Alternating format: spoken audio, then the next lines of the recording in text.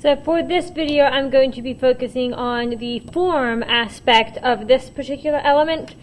So as I mentioned previously, I have her silhouette just kind of black, and then what I'll be doing is adding shading to my form to make them each look three-dimensional. And to do that, I'm going to actually use a very specific light source so that I can put the highlight kind of in the same spot on all three forms. So I'm going to go ahead and put a little sunburst here. Actually, I'm going to have that be a little further to the left. So I'm going to put my sunburst here.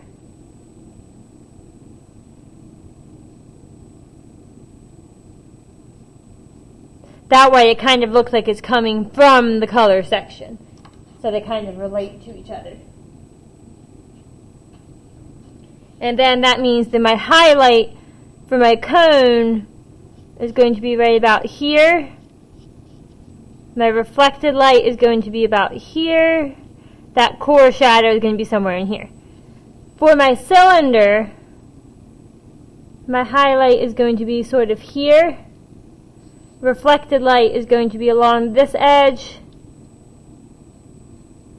and into the bottom portion here. And then on my cube, this part here will be kind of the lightest part, and then this part in the back will be where my reflected light is. So all of those are drawn a little bit larger than what they ultimately will be, but I would rather them be kind of visible at this point. So I'm going to zoom in and just move this up so that you can see a little bit better here.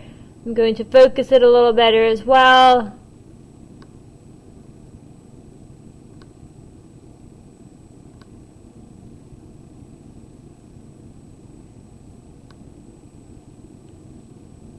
Just make that a little bit crisper for you there. There we go. So now you can see things a little bit better, specifically in the form section right here. And so then knowing that this is where my highlight's going to be, I'm going to start over here, sort of closer to where my core shadow is going to be, but I'm not going to make it super dark yet. And then I'm just going to press down less and less and then move towards that highlight.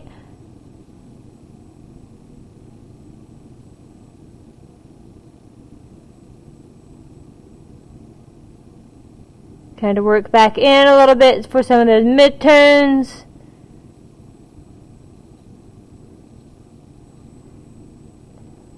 And leave the highlight area white. But then I am going to put a little bit of a gradient from the top going down to show where that depth is a little better.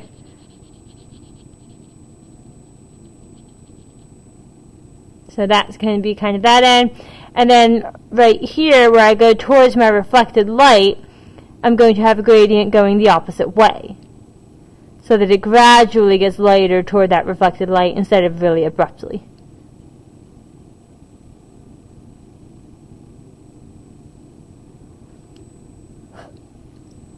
So that might be my first layer on the outer part of the cone, and then I'd be ready to go ahead and do a second layer. And that second layer is where I'm really going to start to see sort of where that core shadow is darker.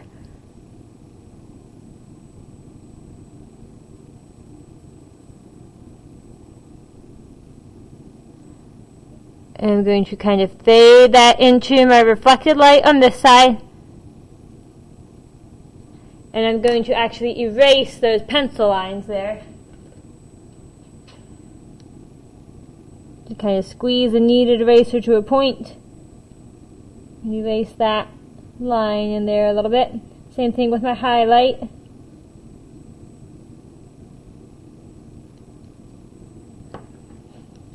And then go back in and shade towards that reflected light, leaving that spot lighter, but not as light as the highlight will be.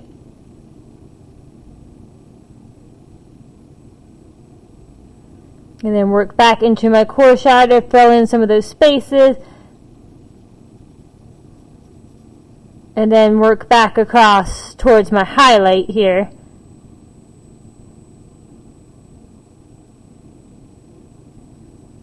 Making sure I get all those midtones to go in between, because that's really what's going to give it some depth and make it look three-dimensional.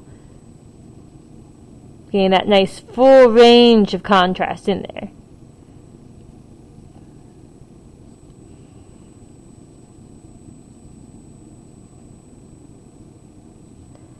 Bring this highlight or this shadow down a little bit.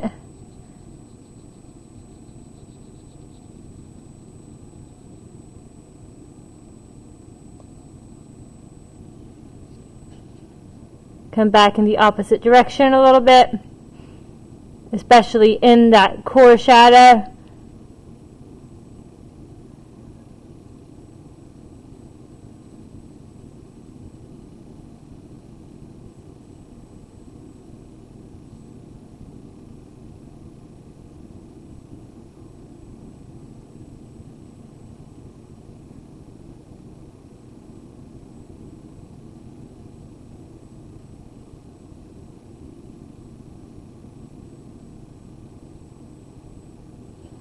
And then I'm going to actually sharpen a darker green and use that in there to make the core shadow even darker. And that's not a necessary step, but if you want to use that step, it definitely will help increase the depth there. Not going to press down super hard at the beginning, especially not until I know more of where that core shadow really needs to be. It's going to be kind of a triangular shape there.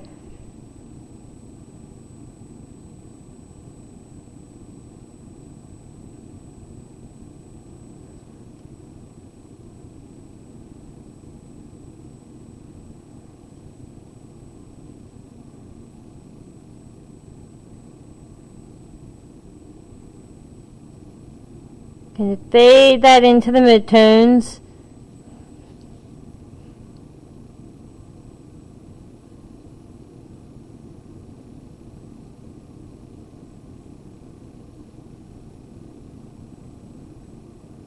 Keeping in mind that I very well might have to go back in with my lighter green on top again, just to kind of smooth things out a bit more, so on and so forth.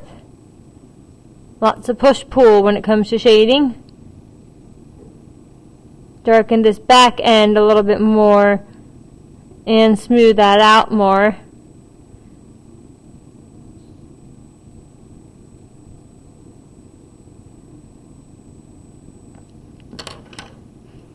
Go back over that with my lighter color here.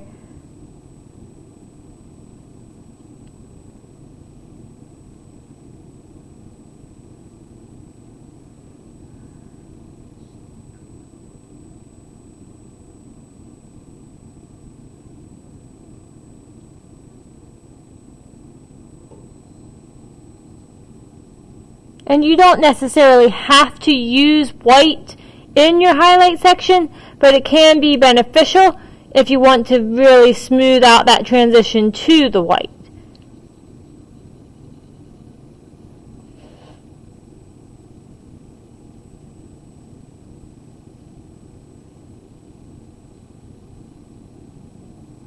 Put just a little bit of color here, because the only white that we're going to have is where our highlight is.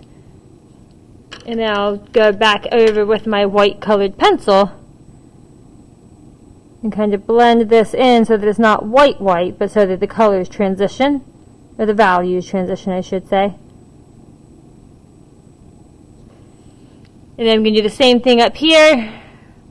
White in the highlight section, and then kind of spread that into the next set of values.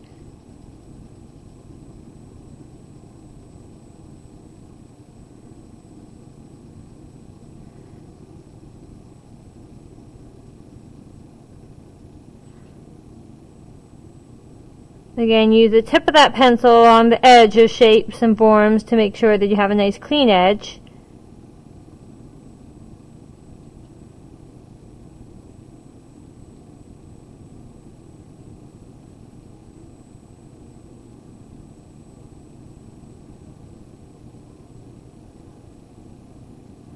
Go back in with my greens.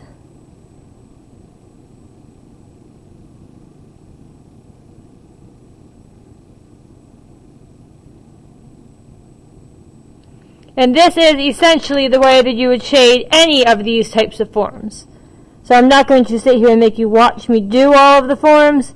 Just know that the same concepts apply. The differences are going to primarily be the placement of the values, what the values are, so on and so forth. And then this part that goes around her, I'm just going to do really dark with my green.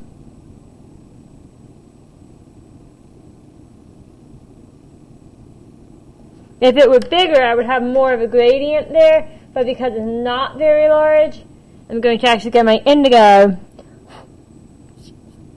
and put just a little bit of that in there at the very top on both sides so that it does still have some semblance of depth there, rather than just being a flat dark green. So then that would be an example of this looking like a form. So it's obvious that the light source is what gives it the shading and makes it look volumetric. So then I'm going to also shade these two, but I won't make you watch those, but I will post finished images so that you can see the way that all the different shapes or all the different forms look.